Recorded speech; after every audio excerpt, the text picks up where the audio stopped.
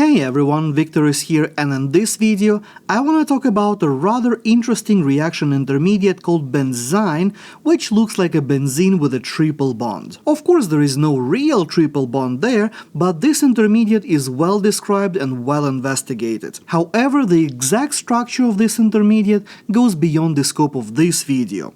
Now, typically we see benzynes as intermediates in the nucleophilic aromatic substitution reactions. However, there are other methods that we can use to generate these exotic species. So let's talk about these fantastic beasts, starting with the nucleophilic aromatic substitution reactions. So when it comes to the nucleophilic aromatic substitution, I have another tutorial where I'm talking about the addition-elimination mechanism. In this tutorial, we are going to talk about the elimination-addition mechanism. So essentially what we are going to do, we are going to start with some sort of aromatic compound with a leaving group, typically chlorine or bromine, and we are going to treat it with a very powerful base/nucleophile. Since in this case I do not have a powerful electron withdrawing group that can potentially stabilize the negatively charged intermediate, I cannot do my normal nucleophilic aromatic substitution. So what I'm going to do here instead, I'm going to take my amide, and this amide is going to pull off the proton that we have next to our leaving group like so, giving us our benzyne intermediate. But that's not the end of it. Benzynes by themselves are incredibly unstable and they are very reactive. And typically benzynes are going to be very powerful electrophiles. So since we are working in the presence of the amide, which is a nucleophile, what can happen here is that our nucleophile can react with one of the carbons of that seemingly triple bond, pushing the electrons onto the other carbon, which going to end up giving us the following intermediate with a negative charge sitting on our carbon of the aromatic ring. Now, from this point, we are going to bring the conjugate acid from our base that we have formed in the first step, and we are going to use that to protonate our species like so, giving us the final product, which in this case is going to be aniline molecule. And while this reaction seems fine on paper, it has one glaring problem. And the problem is with regioselectivity. The reaction is not regioselective. Let me explain what I mean by that. Let's start with this molecule over here, parachlorotoluene. And I'm going to do the same reaction, so I'm just going to bring my sodium amide, and like in the previous case, my first step here is going to be the proton transfer, the elimination, which will pull that proton off like so, giving me the corresponding benzyne intermediate. Now, from this point, I'm going to bring my amide, and that amide can react with our triple bond, just like we did in the previous case, giving me the following intermediate.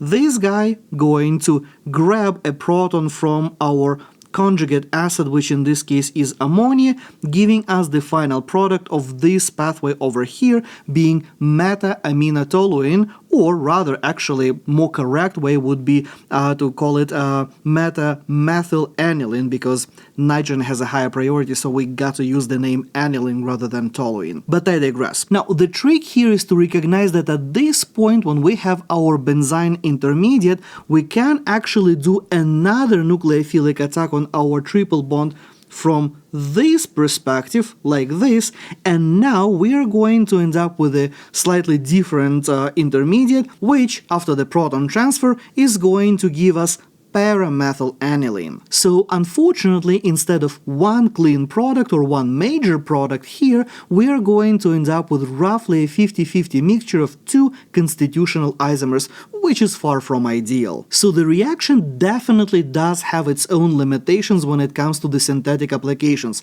However, if you have a situation when there is no choice of how the reaction is going to proceed, it can potentially be useful. So let's look at a slightly more complex example. In this case, I have molecule with a bunch of different groups. I have my chlorine that's going to be my leaving group, and I have other stuff.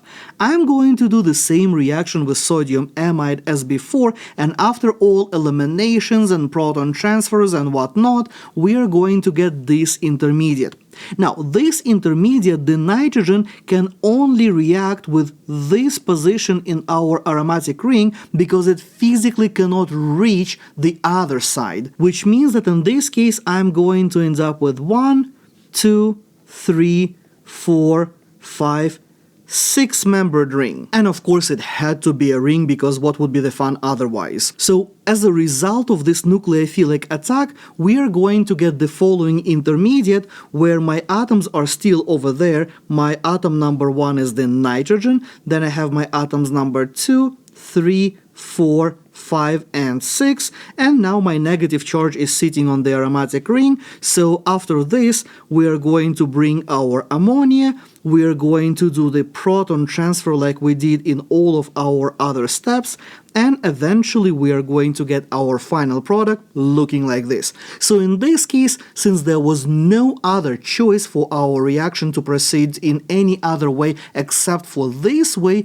well, we only get one product, one major product, and we get essentially what we wanted. So sometimes this reaction can be very useful. It really depends on the starting material. But using harsh bases like sodium amide or high temperatures, like if let's say instead of the amide you want to use hydroxide as your base, you would have to heat this reaction to something like 200 degrees.